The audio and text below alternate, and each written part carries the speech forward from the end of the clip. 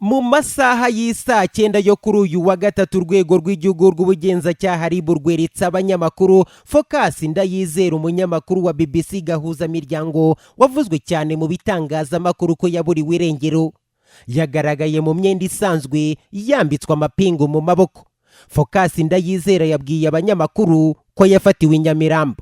Bamfashe bwo hari umuntu nangiye kureba ndumva hari atari kwa kabiri kwa gatatu ko maze iminsi hari mu masaha ya mu gitondo nka saa 3 nari ngiye kureba umuntu i Nyamirambo.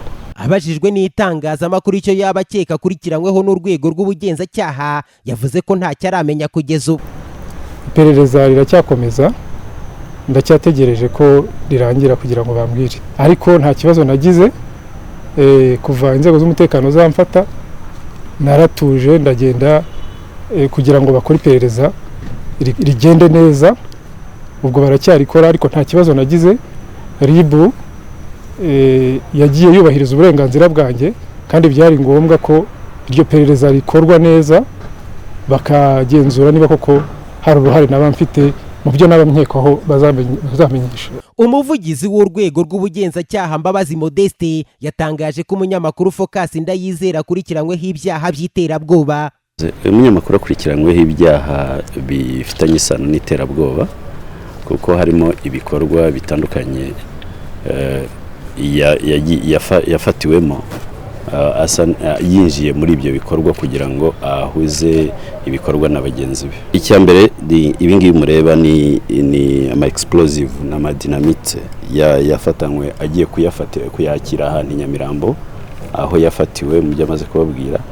Afatwa twabonye amakuru yuko hari ibikorwa nk'ibyo biriho bitegurwa na Phocas na bagenzi be.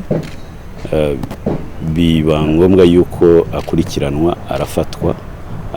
Amaze gufata afatanwa n'ibyo yaragiye kwakira n'uwari ugiye kubimuha. Bose batangira gukurikirana ni bagenzi be muri ibyo bikorwa.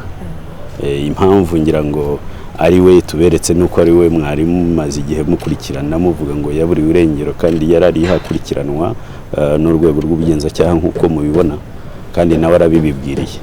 Byabaye ngombwa rero ko dushaka kugira ngo dukureho urwo rujijo anabasobanurire impamvu yafashwe naho yarari.